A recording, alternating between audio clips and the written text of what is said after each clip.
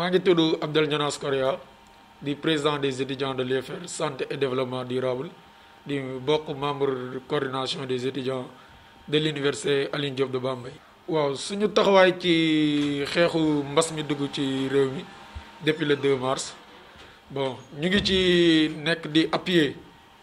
au niveau district pour la lutte contre le Covid-19 à travers les postes de santé, la rédaction des plans d'action, descendre sur le terrain, faire des campagnes de sensibilisation et le suivi des cas pour certains districts aussi. Et pas mal d'activités pour chaque district, les gens sont en train de travailler pour appuyer médecin-chef de district. Et tey booy xool ci 14 régions au Sénégal yi daanaka diplômé santé communautaire ak étudiants au santé communautaire yi ñu ngi ci presque 11 régions di jàppale les médecins-chefs au niveau district dans la lutte contre le Covid-19. waaw tey bu ñu xoolee depuis boobu ba léegi feebar day gën di yokk mais n'empêche nous notre rôle en tant que des diplômés en santé communautaire on est en train de le faire ndaxte bu dee ay sensibilisation def nañ ko te tey sénégalais boo jël ku ci gën a néew xam-xam ci mbas mi xam na les moyens de prévention xam na les gestes barrières xam na lépp lu mu war a mën a def pour changer pour mën a xeex feebar bi mais tey la responsabilité revient individuelle nit ku ci nekk tey yaa war a mën a jël sa responsabilité bopp nga xool yow lan nga war a mën a def ba feebar bi du la dal ndax yow yaay aar sa bopp te ci ni ngay aaree sa bopp yaay aar sa entourage yaay aar sa famille tey kenn ku ci nekk bu jëlee mbir mi noonu yaakaar naa ni fi ñu toll nii duñ ci toll am na loo xam ne nag état moo ko war a def am na loo xam ne ministère mee ko war a def am na loo xam ne nit ki ci jëm boppam moo ko war a def mais tey bu dee état bi def na li mu war a def te ñun ñu nekk ci gox-goxaat yi defuñu li ñu war a def feebar bi du fi dañ léegi nag lu ci am mooy ñi nekk ci état bi ñu ngi ciy jéem a góorgóorlu même bu dee doyut même bu dee nit ñi ñu ngi am ay information par rapport ak gestion Covid bi n'empêche que la responsabilité doit revenir à la personne elle-même mooy lan lépp lu gars yi mën waa ministère di wax ministère de la santé man sama jëmu bopp man maay xool ni lii nii su ma ko defee ci sama wér-gu-yaram la ak sama wér-gu-yaram famille su ma ko defee dinaa aar sama bopp dinaa aar ñi ma jege tey buñ yaakaar naa ne bu ñu adopté gestes yooyu noonu feebar bi dina wàññeeku ndaxte bu ñuy xool test yi mooy gën a yokk moo tax nombre de cas yi di gën a élevé mais n'empêche tamit am na ay cas contact moom la ñuy kii def test chaque jour plus ñi nga xam ne cas yi bees la mooy transmission communautaire bi di évaluer chaque jour ñoom ñu génne def communiqué mais n'empêche loolu tax na ni même boo génnee ci mbedd bi di nga gis gars yi di adopté ay comportement yoo xam ne c'est pas recommandé par le ministère de la santé. Il reste encore un travail à faire ndaxte comme ni ñu ko waxee un changement de comportement c'est un processus mais am na ñoo xam ne da nga leen di jox xam-xam ci par rapport ak mbas mi jour yi si topp automatiquement ñu commencé adopter changement kii comportement yooyu mais am na ñoo xam ne ce sont des réticents ñooñu da ngay wax fii ba suba day métti pour ñu changer comportement mais n'empêche ñun suñu rôle en tant que des diplômés en santé communautaire nous sommes en train de le faire mais tey nit ku nekk yaa war a delloosiwaat sa xel xam ne affaire bi defoo ko ngir président defoo ko ngir benn politicien sa bopp nga ko def ak ñi la jege. ci kaw ñu jël ay mesures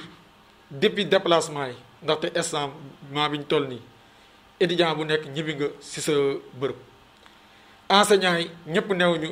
ci région de Diourbel ku ci nekk yaa ngi sa benn kii yaa ngi sa kër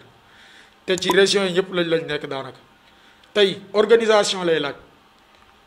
au niveau des enseignants au niveau des étudiants pour que ñun ñu mën a retourner ci université yi loolu yaakaar naa ministère de la santé moo ci war a liggéey ak le ministère des transports pour déplacement étudiants yi mais bu ñu demee ba yegg ca biir université bi dafa am ay mesures yoo xam ne dañ ko war a mettre en place à l'image des autres universités comme ñoom lu ñu def mettre en place un comité de santé Covid boo xam ne day toog mu xalaat yan stratégie la ñu war a mën a mettre en œuvre au niveau du campus pédagogique comme social pour que ñu mën a xeex feebar bi te sànq ñu ngi ko ciy wax am na disponibilité des kits lave-mains des thermoflash des masques ak kii gel hydroalcoolique et recommander encore les gestes barrières dans toutes les instances bu ñu ko defee yaakaar naa ni on peut envisager un retour progressif au niveau de l'université ndaxte si c'est possible pour les enfants qui sont au niveau élémentaire ça doit être possible pour ñi nga xam ne ñooy étudiants yi nga xam ne ñu ngi ci université yi. waaw doon na loo xam ne depuis ay ati at ñu ngi koy cootu ci état bi ndaxte dafa neexul tamit nga état bi formé la ba pare mu taxaw di la seetaan ndaxte suñu combat ci loolu mooy insertion au niveau de la fonction publique saa su nekk boo laajee la bonne information gars ni autorité yi duñu la ko jox c'est dans le circuit c'est dans le circuit loolu la ñuy wax ba mujj information bi ñuy mujj am nee nañ ñu am nañ corps en santé communautaire ba keroog am na recrutement bu amoon ba gis nañ ñaar ci suñuy étudiants yoo xam ne ñu ngi yoon foofu mais li ñuy ñaan état bi mooy mu gëstuwaat ndaw yi nga xam ne ñu ngi génnee ci formation santé communautaire pour recrutement bi au niveau de la fonction publique mu gën a mën a yokk ndaxte ONG yi ñoo ñu utiliser li ci ëpp am na ONG yoo xam ne bu ñuy même bu yàgg ba da nga doon gis seen appel à la candidature yi doo ci gis diplômé santé communautaire mais actuellement ñoom xam nañ suñu importance lan la moo tax seen appel à la candidature dañ ciy dugal les diplômés en santé communautaire ñu ngi leen ciy remercier bu baax a baax au passage di ñaan état bi mu jël ay responsabilités par rapport au recrutement des diplômés en santé communautaire au niveau de la fonction publique suñuy autorités yi nekk ci université bi ñu ngi ciy xeex mais doyut ñu ngi leen di ñaan ñoom tamit lépp luñ ci mën ñu def ko pour que ndaw yi nga xam ne ñu ngi leen di former ñiy génn ci université bi ñu bañ a chômer certes am na ay lu ñuy jàngal comme stratégie de recherche d'emploi yoo xam ne même au-delà de ça yow tu pourras envisager à créer votre propre entreprise mais comme ni ñu ko xamee Sénégal même si tu as des projets entre autres il y a les ressources qui manquent donc dañuy ñaan état bi mu bàyyi xel bu baax a baax ci diplômé santé communautaire yi nga xam ne ñu ngi génnee ci université Alioune Diop de Bambey pour ñu mën leen recruter au niveau de la fonction publique jërëjëf.